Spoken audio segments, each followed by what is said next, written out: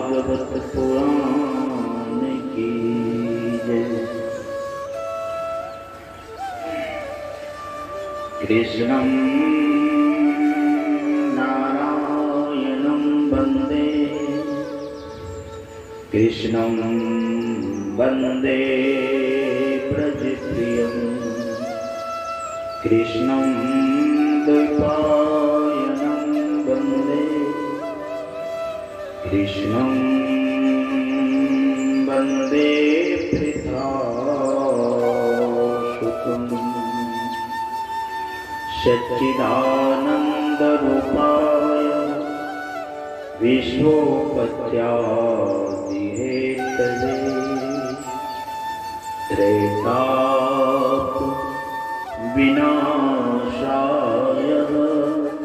श्रीकृष्णाय वयं नमः। यं प्रव्रजन्तमनोपेतं पेतकृत्यं द्वैपायनो विरहकातराजुहावः पुत्रेति तन्मयतया सर्वोऽयभिनेन्दो अष्टं सर्वभूतहृदयं मुनिमानतोऽस्मि।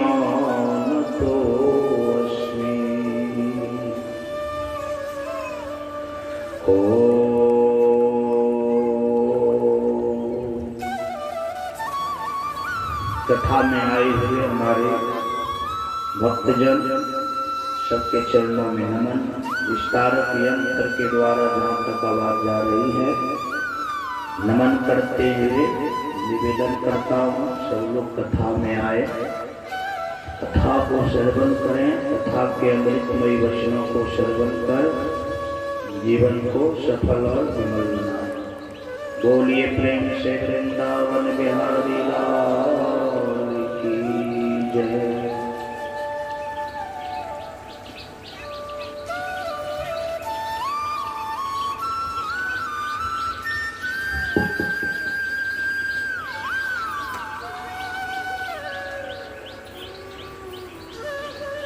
एक बात बहुत ही ध्यान रखने योग्य बात है,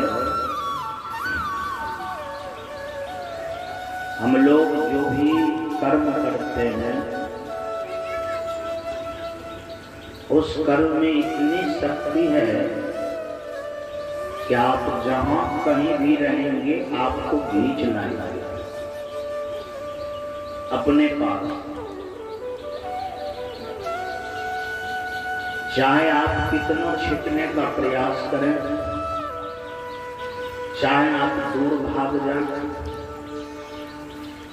लेकिन कर्म जो है वो आप कहीं रहेंगे तो किसी न किसी तरह से क्या करेगा, खींच लेगा। एक आदमी था, वो आदमी से किसी ने कहा कि आपको पानी में जाने से खतरा है, पानी में जाइएगा ना तो आप मर जाइएगा। वह व्यक्ति सोचा कि जब पानी में जाने से हमारा मौत है तो हम पानी में नहीं जाएंगे। जान भी गया इस बात कि मुझे पानी में जाने से क्या हो जाएगा, खतरा है, हम मर जाएंगे। जान भी गया, सोच भी लिया कि हम पानी में आज से जेबेल करेंगे, सो मरेंगे। दोनों बात हो गया, जान भी गया, प्लान भी बना दिया। संजोग बस क्या हुआ, वो थोड़ा पहलवान टाइप का आदमी था, तो बड़े घर में जाकर के सिपाही का काम करने लगा और मालिक से कह दिया कि मालिक एक बात हम आपका नहीं मानेंगे, जब कभी आप पानी में जाने के लिए कहिएगा और जितना भी बात है सब मानेंगे, क्योंकि पानी में जाने से मुझे क्या है, खतरा है। अब कोनो बात नहीं, हमको पानी ताने वाला काम ही नहीं है। काहे के लिए हम आपको कहेंगे पानी में जाने के लिए?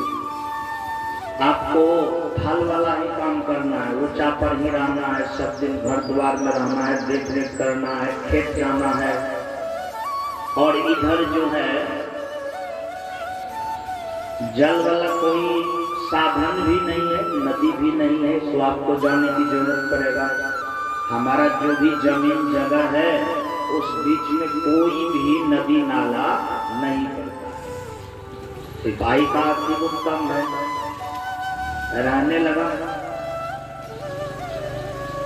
तो मालिक के घर में पोता पोती 5-6 था। थोड़ा जब बड़ा हुआ पोता पोती तो मालिक ने सोचा कि अब मुंडन करवा लेंगे। मुंडन आप लोग को होता है कि नहीं होता? बाल बच्चा का, राकेश जी, बाल बच्चा सबका होता है मुंडन। मुंडन कहीं कहीं करवाता है। मुंडन का तात्पर्य होता है गर्भ का जो केस है ना, तो केस को हटाने का तात्पर्य होता है कि जैसे कि बच्चा सब है, बच्चा सब का उम्र है, किसी का 3 साल है, किसी का 2 साल है, यही है। तो ये 3 साल 2 साल के दौरान ये आपका बाल बच्चा हो गया। 5 साल पहले किसी और का था। जी, जैसे आज जो अपना लोग के पास बाल बच्चा है, तो वो बाल बच्चा सब दिन से तो नहीं है, उसका उम्र है 10 साल का। 10 साल से वो आपका बेटा, और 10-15 साल पहले तो भी होगा वो किसी और का बेटा, किसी और घर में था, वहां से आपके घर में आ गया। इसीलिए कभी कभी देखे होंगे बाल बच्चा को सिखाइएगा कुछ तो वो करेगा कुछ। वो आपका सिखाया हुआ संस्कार नहीं, उसी घर का सिखाया हुआ। बात समझ में आई? जी। तो मुंडन संस्कार में क्या किया जाता है? गर्भ के केस को कटा दिया और उस पर सब आदमी मिल करके आशीर्वाद देता है मंत्र से।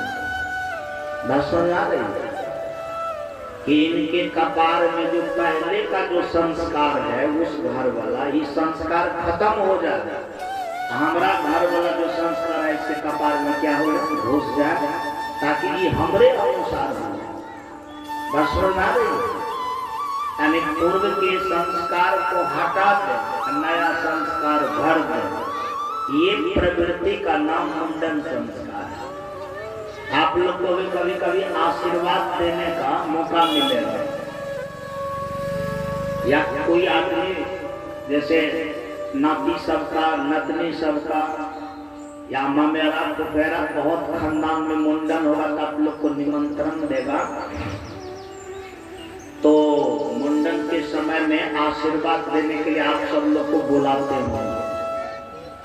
हाथ में क्या देता है? अरवा चावल देता है, दूध देता है, हल्दी देता है, कहता है आशीर्वाद दीजिए। आशीर्वाद देने का ढंग सीख लीजिए। खाली छींटने से आशीर्वाद नहीं होता। मन में बनाइए कि हे प्रभु, इसका जो पहले वाला संस्कार है खत्म हो जाए, हमारा घर वाला या हमारा खानदान वाला संस्कार इसके दिमाग में भर जाए, ताकि हमारा हो जाए। ये बात अपना लोग मन में नहीं कहते हैं, कहते तो है नहीं, खाली ऐसे ऐसे करके छींट दिए। सोने तो शुभकामना बनाई है, संकल्प से बहुत बड़ा चीज होता है। आप भीतर में जैसा संकल्प करेंगे, तो संकल्प अगर टॉप क्लास का हो गया तो समझिए काम भी आपका हो जाएगा। जैसे आपका बेटा बात नहीं मानता है, बात समझ आ रही है? आपका बेटा बात नहीं मानता है, आप हड़बड़ाइए ना। सुबह सो करके उठिए, सो करके उठने के बाद आप स्नान कर लीजिए। नहीं करना चाहते हैं तो आप मज्जन कर लीजिए, अच्छा से पैर हाथ धो लीजिए। अगर आप पवित्र से रहते हैं तो उत्तम बात है। पवित्र से रहने का मतलब है कि जल से आप कोई भी क्रिया करें। समझा रही है? हाँ, जल से कोई भी क्रिया करें तो आप स्नान नहीं भी करेंगे तो कोनो बात नहीं, आपका शरीर मन सब पवित्र है। आप चुकुमाली बैठ जा सिद्धासन में। सिद्धासन में बैठने का तात्पर्य होता है कि बायां पैर को आप ऊपर करते, दाहिना पैर को आप ऊपर करते, मेरुदंड को सोझ कर ले, शुभ संकल्प बनाए आप ईश्वर से कनेक्ट होकर अपने आत्मा को शुद्ध करके आप बनाइए और उस शुभ संकल्प कीजिए कि हमारा बेटा हमारी बात मान रहा है, हमारा बेटा अच्छा होगा, हमारा बेटा गड़बड़ नहीं होगा। बात समझ आ रही है? आप 10 मिनट 20 मिनट उनके लिए शुभ बात सोचिए। क्या सोचिए? शुभ बात। मतलब वो आपकी बात नहीं मान रहा है तो आप उनको कुछ भी नहीं कीजिए। सुबह सुबह उठ करके उसके लिए 20 मिनट 25 मिनट संकल्प कीजिए, प्रभु से याचना कीजिए। क्या कीजिए? प्रभु से याचना, शुभ संकल्प कीजिए और 20-25 मिनट सुबह, फिर 20-25 मिनट शाम प्रेम से कहिए। नहीं मानता है तो आप गुस्साइए मत, क्योंकि आप अपने कर्म को खराब मत कीजिए। 21 दिन अगर ये व्रत आप बढ़िया से करेंगे तो आपका बेटा आपकी बात क्या करेगा? बोले सब लोग मानना शुरू कर देंगे। संकल्प में इतनी बड़ी शक्ति है। लेकिन अपना लोग क्या करते हैं, बात जब नहीं मानता है तो 10 आदमी के बीच में बोलते हैं, वो बात नहीं मानता है, वो बात नहीं मानता, संकल्प आपका निगेटिव हो रहा है तो और वो निगेटिव हो जाएगा। जैसा आप संकल्प कीजिएगा वही प्रभाव पड़ेगा, वो बात कभी नहीं मानेगा। समझ में आ रही है? अब जैसे मान लिया जाए कहीं पर आग लग गई है तो वहां पानी की जरूरत है कि आग की जरूरत है? अब आग लग गई है, आप भी क्या करते हैं, सुंठी में आग लगा करके और दिखाते हैं चारों तरफ, और ज्यादा पकड़ेगा ना। तो जब एक बात जान रहे हैं कि आग में पानी की जरूरत है तो संकल्प में भी आग होती है और पानी होती है। बात समझ में आ रही है? अब जैसे वो बात नहीं मान रहा है तो उसमें आग लगी हुई है, आप भी बोल रहे हैं कि वो बात नहीं मानता, वो बात नहीं मानता, आप भी आगे लगा रहे हैं ना। कितना दिन में बुझाएगा? ये बात लोग नहीं बुझता। आप बुझाएंगे कौन चीज से? पानी से। तो आप भी शुभ संकल्प करें कि नहीं हमारी बात को मानता है, हमारे बेटा हैं वो अच्छे हो जाएंगे, सुंदर हो जाएंगे। आप शुभ कल्पना करें, 21 दिन तक सुबह शाम कीजिएगा तो अच्छा हो जाएगा। क्या हो जाएगा? बोले समझो। हाँ, ई धारा, ई विचार किसी भी बातों पर निर्भर करता है, कहीं भी निर्भर करता है। यानी जिनको आप सुंदर करना चाहते हैं उसके लिए आप बढ़िया सोच बनाइएगा तो क्या हो जाएगा? सुंदर हो जाएगा। जैसे पत्नी आपकी बात नहीं मान रहा है, पत्नी के लिए शुभ संकल्प करें। पति आपकी बात नहीं मान रहा है, पति के लिए आप शुभ संकल्प करें। लेकिन क्या समाज में शुभ संकल्प करने के लिए अपना लोग को आता है? बोलिए, आता है? किसी के घर में शुभ संकल्प नहीं हो रहा, पूरा जो है नेगेटिव हो रहा है। थोड़ा सा हुआ, इधर हुआ 4 आना तो इधर होता है 8 आना, उधर हुआ 8 आना तो इधर होता है 12 आना। कहने का तात्पर्य होता है कोई भी कार्य जब विपरीत होता है ना तब वो क्या होता है? बढ़िया रहता है। यानी कहने का तात्पर्य कि कमता है। जब उसी तरह से आप करेंगे तो क्या हो जाएगा? नहीं कमेगा। क्योंकि एक बात तो आप हैं, एक आदमी गाली देगा, दूसरा आदमी सुनेगा, गाली नहीं देगा। तो स्वाभाविक ढंग से एक पक्ष गाली देते देते देते देते थक जाएगा तो क्या हो जाएगा? एक ही पक्ष में रह जाएगा और दोनों तरफ से पक्ष में चला जाएगा तो गला भी पड़ जाएगा, फिर भी गाली चलता ही रहेगा। बंद होने का कोई उपाय ही नहीं होगा। बात समझ आ रही है? इसके लिए मैं आपको एक कथा सुनाता हूँ, बड़ा सुंदर कथा, सुन लीजिए। और कर्म कैसे घींचता है तो पहले वाला कथा तो मैंने कहा तो मुंडन करने के लिए चाह रहा था तो सिपाही को कहा कि चलो गंगा जी के किनारे में मुंडन होगा, गछा हुआ है कि बल बच्चा का जो है गंगा जी में स्नान कर दिया जाएगा, ठाकुर जी से उनके हटा दिया जाएगा। सिपाही बोला हम बोले थे आपको कि हम नदी नाला में नहीं जाएंगे। तो कहा चलो कोनो बात नहीं, तो जल में नहीं जाना, अरे कम से कम बंदूक कन्हा पर रखना, किनारे पर ना आ जाना, केवल आशीर्वाद दे देना। हाँ हम जल में नहीं जाएंगे, पहले से कहा हुआ था। तो सिपाही के साथ सिपाही गया मालिक के साथ, और मालिक के साथ जो ही गया, जब वो स्नान करने का समय आया करवाने का, तो सिपाही को बोले जी क्या दिक्कत है, जाओ ना भर ठगना पानी में कुछ रखा हुआ है ना समझ दे। अब सिपाही कहेंगे ना हम नहीं जाएंगे, क्या करेंगे, हम नहीं जाएंगे कि वहाँ हमको खतरा है। एक काम करो, पानी में 2-4-5 फायर कर दो, जो भी खतरा होगा वो सब क्या हो जाएगा, बोलिए भाग जाएगा। और सिपाहियों को लगा कि ठीक है, तो कहा 2-4-5 फायरिंग लगा दिया पानी में। सिपाही को लगा कि अब तो खाली जले न होगा। तब मालिक का लोट बच्चा को थोड़ा सा जाओ स्नान करवा दो ना, लेते आओ जल्दी कटा देगा, क्या लगा है, अरे कुछ होगा तो हम लोग तो खड़े हैं, क्या है बोले सो हम लोग तो खड़े हैं, क्या दिक्कत है तुमको। सिपाही को लगा कि नहीं बात तो सही है, एक आदमी है, हमको कुछ होगा तो जरूर बचा लेगा। बच्चा को लिया गया स्नान करवाने के लिए, क्या कहा जाए, बच्चा हाथ से छूट गया सिपाही का, क्या हो गया, अब बच्चा छूट गया तो बच्चा जो है रेत में भासता चला जा रहा है। सिपाही दौड़ा, दौड़ते दौड़ते दौड़ते दौड़ते दौड़ते मान लिया जाए कुछ पानी में चला गया, पानी में बोझ था, सिपाही के पैर को पकड़ा ले करके चला गया। बस समझ आ रही है, वास्तव में कर्म जो है न किसी तरह से क्या करता है, खींच लेता है। कितनों प्रयास कीजिएगा बचने के लिए तो बचने का कोई उपाय नहीं ये बात। इसीलिए कर्म के काट सीखिए। मैं जो अभी कथा प्रसंग में कहना चाहूंगा वही बात आई, तो पहले मुहूर्त बना लेता हूँ बात का, ताकि आपको अगली कथा समझ में आ जाए। एक पंडित जी था, काली माँ के मंदिर में रहता था। किस मंदिर में? काली माँ के मंदिर में पूजा करता था। काली माँ के मंदिर में अक्सर खस्सी बकरी को क्या किया जाता है, काटा जाता है। तो काटने वाला अलग से, लेकिन एक दिन संजोग पश्चात जो खसिया आ गया पटुआ, और उस दिन काटने वाला फिर था, कहीं चला गया था। क्या कहते हैं, अरे उनके रिलेशन में कोई फंक्शन होगा, अब काटना बहुत जरूरी था। अब पंडित जी को रिक्वेस्ट करने लगा।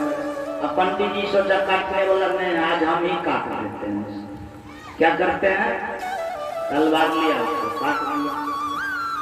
पंडित जी जब मरा ना, तो पंडित जी सब दिन पूजा पाठ किया था, तो आखिर काम तो बढ़िया किया था। उस संस्कार से क्या हो गया, वो बाबा जी अगला जन्म में भी क्या बना, महात्मा बन गया। खसिया जो था ना, अगला जन्म में चारों क्रिमिनल बन गया। बोलिए प्रेम से वृंदावन बिहारी लाल की जय। क्या बन गया, क्रिमिनल बन गया, एकदम खूंखार क्रिमिनल, जिनके डर से व्यक्ति डरता रहा। आजकल भी बहुत ऐसे लोग हैं जिनको देख लेता है तो आदमी को समझ में आ जाता है, तो हो सकता है लफड़ा थोड़े फंस जाता है। क्यों रुक रहा है लोग सब देख रहा है। बोलिए प्रेम से वृंदावन बिहारी लाल की जय। तो आइए, मैं कह रहा था आपसे, अब क्रिमिनल बन गया। एक दिन चारों क्रिमिनल थान सब नहीं होता, ब्रह्म बाबा वाला थान सब, आप लोग को भी इधर होता है और सब भी थान वगैरह होता है। रात में चारों क्रिमिनल गया और थान महाराज को कहा कि अगर हम आज चोरी में सफल हो जाएंगे, बहुत बड़ा सेठ के यहाँ जा रहे हैं, अगर 2-4-5 ग्रिल को तोड़ करके अगर हम चोरी कर लिए, सफल हो गए, तो पटवा नहीं चढ़ाएंगे, आदमी चढ़ाएंगे। क्या चढ़ाएंगे? क्योंकि बहुत बड़ा सेठ के घर में चोरी करना। गया, चारों चोरी किया, 10 लाख का कल्पना किया था, लेकिन करोड़ों में माल सुतर गया। बस समझ आ रही है, जितना कल्पना किया था उनसे 10 गुना आ गया। उसी मंदिर पर जहाँ कहा था कि वह हम आपको आदमी चढ़ाएंगे, अब क्रिमिनल सब विचार करने लगा कि गछने में तो बड़ा आसान लगा, खोजो न कौन आदमी को चाहेगा, क्योंकि आदमी तो सस्ता है नहीं। कोई आदमी को मान लिया जाएगा तो हो पाएगा। अब चारों क्रिमिनल विचार करने लगे। उस बाबा जी का बिहार में आश्रम था, खाते खाते गला भी बहुत मोटा हो गया था, क्योंकि भंडारा है और सब चीज तो बाबा जी को फ्री मिलता है खाने के लिए। खाकर के एकदम बड़ा हो गया, लाल सफेद, कोई नहीं देखने वाला था, नहीं आगू नाथ ने काटो बाबा। चारों क्रिमिनल सोचा सबसे बढ़िया वो बाबा जी होगा, उसको पकड़ करके ले आएगा, काटेगा, कोई उसको देखने सुनने वाला नहीं, कोई केस मुकदमा होने वाला नहीं है। चारों आया, उसके घेर को घर को घेर लिया। बिहार में घर था, आश्रम था। बाबा जी को बोला कि चलिए। बाबा जी का कहाँ चलिए? आज चलिए ना, आज परलोक की यात्रा होगी। आप जितना पूजा पाठ किए हैं, आज आपकी कहाँ यात्रा होगी? परलोक। महात्मा जी सोचे कि वैसे मजाक कर रहा हूँ, ले गया। पर कट्ठा में जब मुर्गा फंसाने लगा, हाँ क्या कर रहे हो? यही तो परलोक का रास्ता का मार्ग है, अब ये प्रशस्त होगा। एक काम कीजिए, हमको आप काट दीजिएगा और मुझे विश्वास है, लेकिन 1 घंटा के लिए मुझे मोहलत दे दीजिए, हम भगवान का भजन करेंगे। क्या करेंगे? अब चारों बोला गया, हो ये बाबा जी ठीक लगाता है, भजन क्या करेगा? हो सकता है बीच में फोन करते, तब तो मामला साफ हो जाएगा, अपना लोग पकड़ाए चले जाएंगे, क्योंकि बाबा जी भेद ध्यान दे रहे, अब यही ध्यान कर लो, अब यहाँ ध्यान नहीं करेंगे आश्रम में। जाते जाते तो सुबह हो जाएगा, आते आते तो फिर काम कैसे होगा? घेरे रहना, मात्र हम 1 घंटा ध्यान करेंगे, भजन करेंगे, फिर आपके साथ हम आ जाएंगे। चारों क्रिमिनल सोचा कि अच्छा कोनो बात नहीं, अंतिम इच्छा भजन करने का है, करने दो। आदमी मिलने है, इसको घेरे रहेंगे, कहीं भागने के लिए ही नहीं देंगे। गया, घर बंद कर लिया, चारों बगल से घेरा हुआ है। 1 घंटा ध्यान किया। ध्यान में उसको स्मरण आया पूर्व जन्म का, कि मैं पूर्व जन्म में पंडित जी था, चारों खसिया था, चारों को हम काली मां के मंदिर में क्या किए थे? बलिदान दिए। आप कहीं काटिएगा, चाहे काली मां के मंदिर में काटिए कि दुर्गा मां के मंदिर में काटिए, आप तय है कि वो परिणाम आपको मिलेगा। सुन रहे? श्रीमद् भागवत पुराण में बरही राजा को नारद यही कर्मकांड का उपदेश दिया, जितना बलिदान करते हो यदि प्रयोजन में, तो सब जीव आपका प्रतीक्षा करेगा आकाश में, और जब जाओगे तो जो इनका सिंह है वह लोहा का सिंह बनेगा, और सिंह आपको गाड़ गाड़ करके भौंक भौंक करके मारेगा और बदला चढ़ाएगा। समझा रही है? ऐसा मत समझिए कि काली मां के मंदिर में दे दिए तो पाप नहीं लगेगा, सो बात नहीं है, सब पाप मानव को लगता है। इस पर स्वीकार करना पड़ेगा। बोलिए प्रेम से श्री कृष्ण भगवान की जय। अब उस महात्मा को पता चला कि चारों खसिया था, इसको हम काटते हैं, लेकिन भजन की कृपा से कि चारों खसिया एक बार मुझे काटेगा तो अदय हो जाएगा।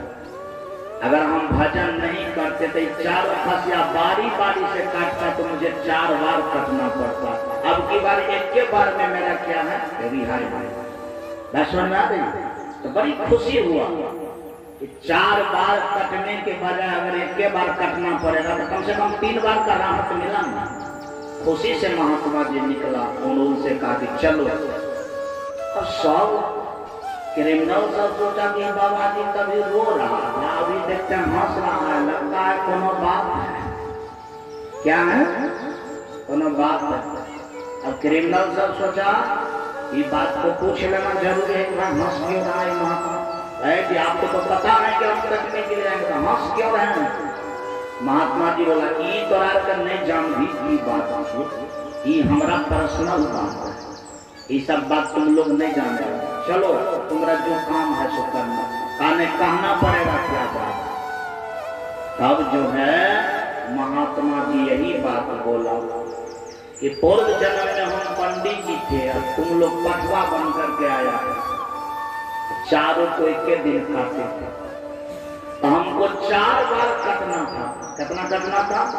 लेकिन चारों मिलकर के तुम लोग एक बार काटे ना तो हमारा रिहाई हो जाएगा। इसीलिए खुशी है कि कम से कम 4 बार का पल्ला तो एक बार मन कट जाएगा। इसी बात का क्या है? खुशी है। क्रिमिनल सबको पता चलेगा कि वास्तव में जब ईद काटा तो हम लोग काट रहे हैं, हम लोग फिर काटेंगे तो फिर ईद काटे। ये क्रम तो सब दिन चलता रहेगा, तब तक मैं बंद हो। बोलिए, ये तो बंद होने वाला नहीं है। तब क्रिमिनल बाबा जी से पूछा, तब तो हम चोरी आज किसी के घर में किए तो फिर हमारा भी घर में चोरी होगा, लायक कम होगा। क्या होगा? अगर मान लिया जाए अपना लोग के जेब से पॉकेटमारी हो जाता है, कभी घर में चोरी हो जाता है, कभी घर में आग लग जाती है और अपना लोग का धन सर्वस्व गड़बड़ा जाता है, उसका कारण कुछ नहीं है। उसका कारण है या तो आप भी कुछ किए होंगे तो परिणाम आया है, नहीं तो वो ले गया है तो उसके भी घर में कल उस तरह की बात होगी। समझा दे। तो क्रिमिनल जब इस तरह से सोचा, क्रिमिनल को ज्ञान हो गया। क्या हो गया? महात्मा जी आपसे मुझे बड़ा ज्ञान हो गया, इसलिए अब हम आपको नहीं काटेंगे, बाबा जी बना दीजिए। हम लोग क्या बना दीजिए? हाँ बाबा जी बना दीजिए। बड़ा ज्ञान हो गया कि हम कम से कम काट मार वाला चक्कर से क्या हो गए, बच गए। तो बड़ा चक्कर चल रहा था, इसमें तो हमारा सारा कुछ सर्वनाश हो रहा था, इसलिए बड़ा ज्ञान हो गया। वो हो गया गुरु, ये हो गया चेला। चेला सब कहने लगा कि सब जो धन संपत्ति लाए हैं क्या करेंगे? कहा सबको लौटा दो। सबको क्या करो? जहां से लाया है लौटा दो, माफी मांग लो और जीवन को सुंदर बना लो। जीवन को सुंदर बना लो। सबका धन वापस कर दिया और परम इंसान हो गया। ये है कर्म का विधान। ये क्या है? इसलिए कर्म खींचता है, तो बढ़िया कर्म खींचेगा तो सुख देगा, गड़बड़ काम यदि खींचेगा तो क्या देगा? बोले सब दुख देगा। तो सब कर्म खींचता है, सुख वाला भी कर्म खींचता है और दुख वाला भी कर्म खींचता है। इसीलिए बढ़िया कर्म करेंगे ना तो खींचवो करेगा, तो बढ़िया काम न खींचेगा तो सुखे देने के लिए खींचेगा। मान लिया गया है, हमारा कहने का तात्पर्य रात में अगर निमंत्रण आता है भोज खाने के लिए तो खींचता तो वो भी है, लेकिन आखिर वहां तो मिलता है रसगुल्ला पूरी, तो खिंचवे दिया तो क्या दिक्कत है? खाइए आराम से, आइए सुखिए। लेकिन अगर मारपीट के लिए खींचना शुरू कर दे तो बड़का दिक्कत है। इसीलिए ये सब धंधा को क्या करना चाहिए? बोले सब समाप्त कर देना। आइए देखिए, कंस को भी अपना कर्म खींच रहा है। क्या कर रहा है? हाँ, अपना कर्म खींच रहा है। कंस एक दिन चाणूर से बोला, चाणूर काल तो गोकुल में बड़ा नमहर हो गया है। क्या हो गया है? तो देखते हैं इंद्र भी आया उसका पूजा करने के लिए, ब्रह्मा भी पूजा कर रहा है। इसके बाद गोवर्धन पहाड़ को उठा लिया। ठीक लगता है वो काल है, सोने तो उसको मारने का प्लानिंग करो ना, वो तो बड़ा हो गया है। तो कर्म खींच रहा है कि एक बार निर्णय लिया कि वो लड़ेगा तब लड़ेगा। भगवान तो नहीं लड़ रहा है, किसी से लड़ रहा है। कहाँ बाजे सब? भगवान का इच्छा है कंस को मारने का, कभी भी कंस का चर्चा भी नहीं करता। कंस स्वयं चर्चा कर रहा है जब कृष्ण को मारना चाहिए। इसका मतलब है कि कर्म अब खींच रहा है उसको। क्या कर रहा है? क्या कर रहा है? खींच रहा है। अब बताइए, कर्म आपको अपने ही खींच करके काल को बुला लेगा। काल आता नहीं है, काल को बुलाया जाता है। इसका मतलब है कि बुलाने वाले कोई और नहीं, बुलाने वाले भी आप ही हैं। बुलाने वाले भी कौन है? बोले सब लोग आप ही हैं, आप ही सब कुछ है। इसी बात को कैकेयी को राजा दशरथ बोला है, कैकेयी तू नहीं बोल रही है, तुम्हारा काल बोल रहा है। क्या बोल रहा है? काल मतलब तुम्हारा दुख बोल रहा है। लेकिन कैकेयी तो समझती थी कि नहीं, हम तो बुद्धियार आदमी हैं, हम तो काबिल आदमी हूँ, हमारा बेटा राजा बनेगा ना तो मैं रानी बन करके रहूंगा। ऐसा समझा रही हूँ। लेकिन राजा दशरथ बोला कि नहीं, तुम्हारा काल बोल रहा है। लेकिन कई समझ पाई इस बात को, मैं समझ पाई। बेचारी वही काम किया जो मन में। परिणाम क्या हुआ? दूल्हा मर गया। तो दूल्हा मर जाता है तो पत्नी को तो बड़ा दिक्कत होता है। तो पहला दुख हो गया उसको। दूसरा दुख क्या हुआ? बेटा कहा कि तुमको मैं कभी मां नहीं बोलूंगा, आज से तुम मेरी मां नहीं होगी। मैं समझ आ रही है? तुमको बोलेंगे महारानी, क्या बोलेंगे? मां शब्द उसको सुनने को नहीं मिल रहा। बेटा विपक्ष हो गया, दुख हो गया कि नहीं हो गया? वो बेचारी इस चिंता से पगला गई। क्या हो गई? पागल हो गई। ऐसा मतलब वास्तव में कई का क्या बोल रही थी? काल। कर्म जो गलत हो गया, यही कर्म उसके लिए क्या हो गया? काल हो गया। तो वास्तव में काल कुछ होता नहीं है। न काल आकाश में है, न पाताल में है, न पूरब है, न पश्चिम है, न उत्तर है, न दक्षिण है। जब आप गलत कर्म करेंगे तो वही कर्म आपके लिए क्या बन जाएगा? काल बन जाएगा। सही कर्म करेंगे तो वही कर्म आपके लिए भगवान बन जाएगा। बोलिए प्रेम से वृंदावन बिहारी लाल की जय। इसीलिए कहा गया है कर्म प्रधान होता है। कर्म क्या होता है?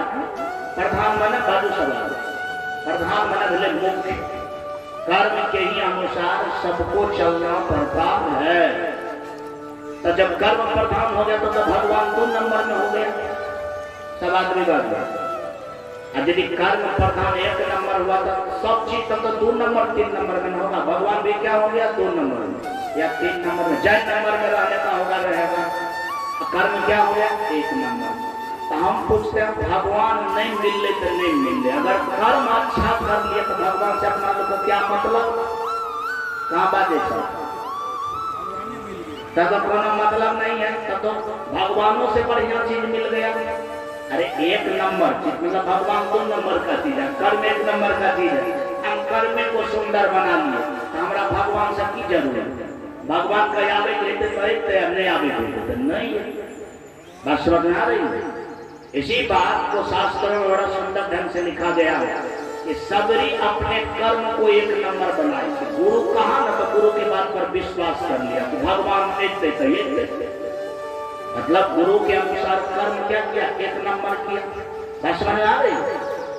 तो कर्म 1 नंबर किया। भगवान को बुलाने की कभी तमन्ना नहीं है, केवल ये जानते हैं कि भगवान ऐसे तो उसके लिए व्यवस्था में लगी रही।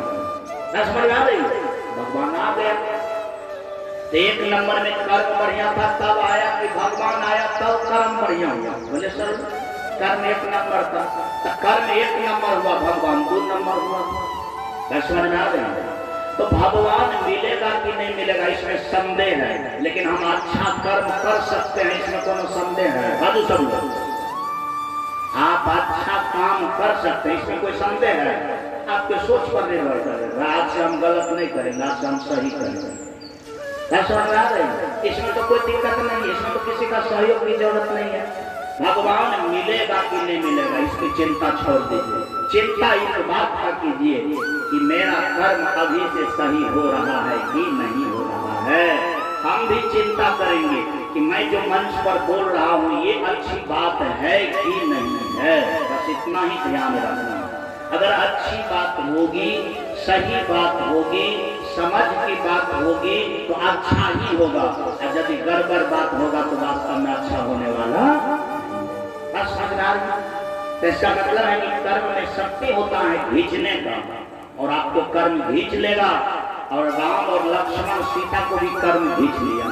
क्या किया? बोले सुन लो, खींच लिया। पता है ना, पता है कि कर्म जब खींच लिया तो वास्तव में उसको पत्ता पर सोना पड़ रहा है जंगल में। कर्म का परिणाम है। और इस बात को देख करके आपको केवल के आंख में आंसू आ गया। क्या आ गया? कि देखिए राजा दशरथ का बेटा भगवान है और हम लोग का राजा है, पत्ता पर सोता है। कहाँ सोता है? और रोने लगा। लक्ष्मण देख लिया। लक्ष्मण का ये बेवकूफ काहे रोता है तू? काहे रोता है? वास्तव में ये सब कुछ नहीं है, ये सब कर्म का फल है। क्या है? कर्म का। राम और लक्ष्मण सीता को भी कर्म क्या किया? बोले स्वयं को खींच लिया। तो इसका मतलब है कि भगवान भी कर्म के फेरा में बंध सकता है। कर्म गड़बड़ाएगा तो सब कुछ गड़बड़ा जाएगा।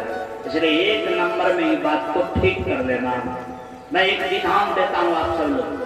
मान लिया जाए कोई आदमी आपको गाली दे रहा है, क्या दे रहा है? बोले सर हमारी बात को बढ़िया से सुनिए, समझिए।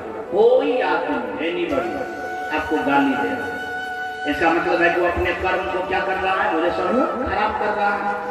क्या कर रहा है? आप समझ रहे हैं, क्योंकि आप सत्संगी हैं, आप कथा सुने हैं, आप श्रीमद् भागवत पुराण सुने हैं, आप जान रहे हैं कि कर्म खराब कर रहा है। तो अपना लोग को क्या करना चाहिए? कर्म खराब करना चाहिए कि कर्म खराब नहीं करना चाहिए? क्या करना चाहिए? बुद्धियान आदमी का कौन काम है? अरे बुद्धियान आदमी को ध्यान रखना है कि हम अपना कर्म खराब नहीं करें।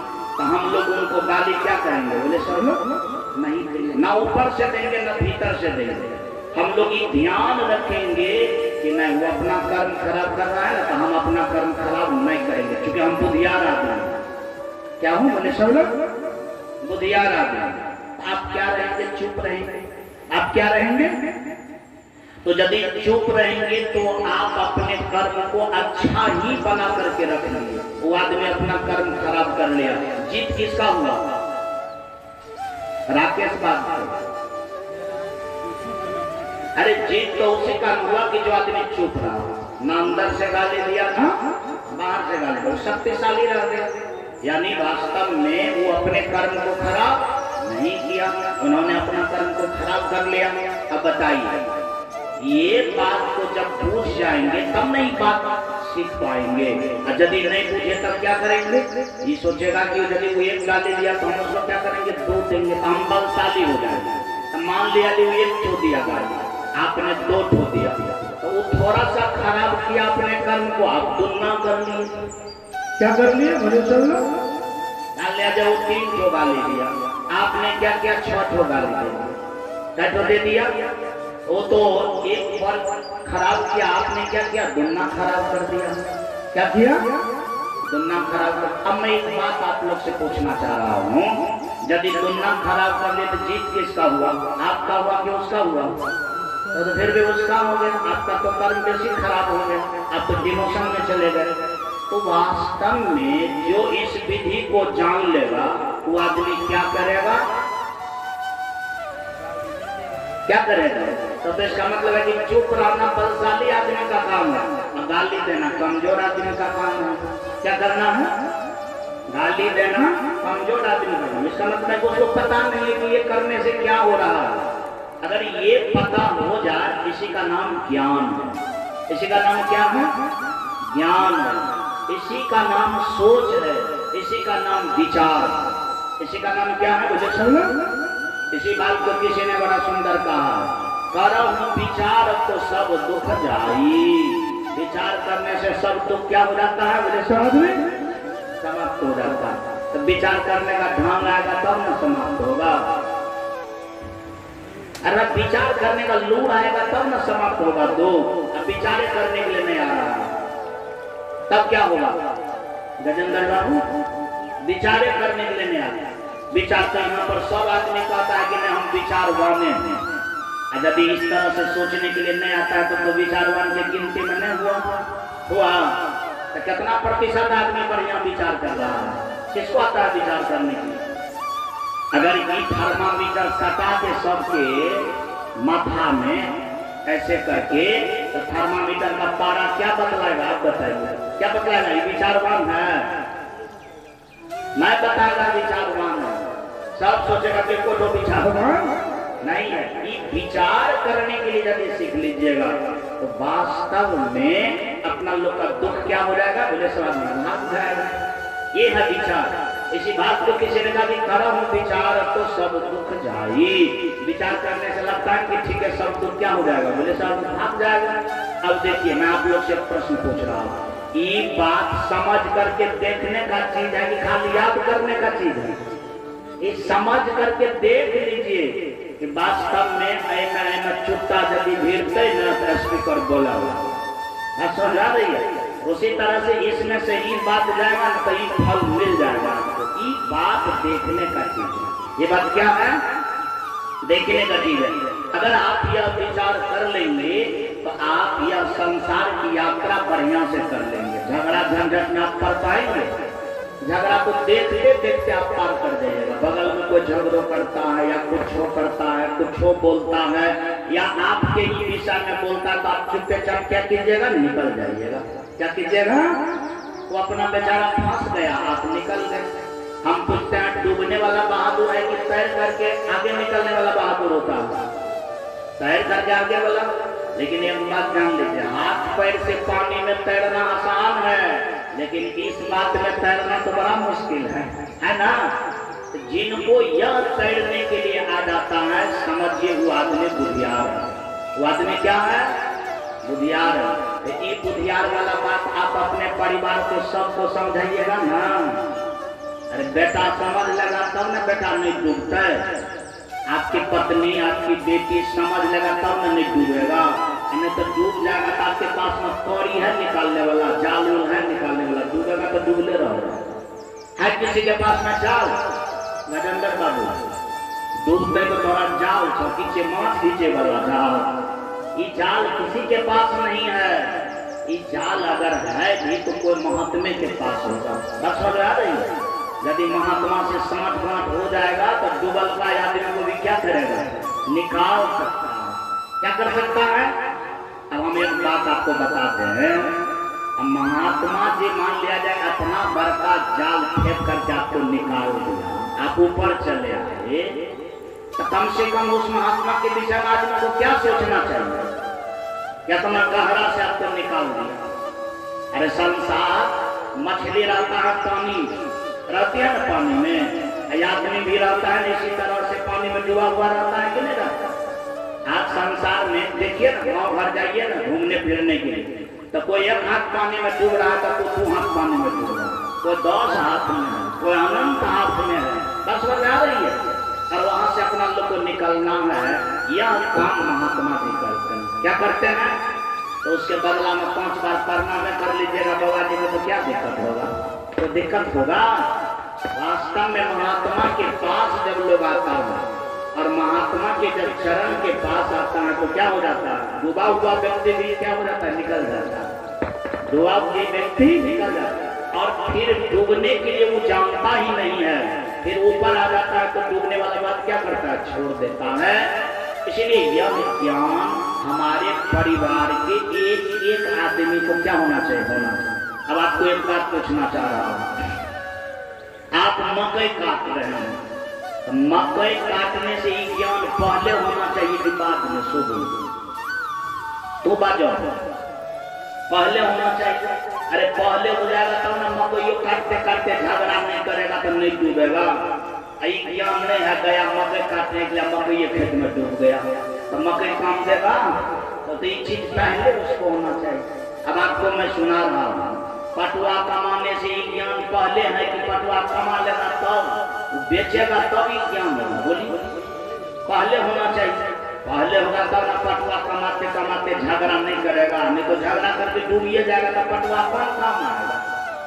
बस समझ में आ रही है? लेकिन यहाँ के लोग सोचता है कि नहीं पहले पटुआ कमा लो, अगर बात रहते तो रहते, नहीं तो नहीं।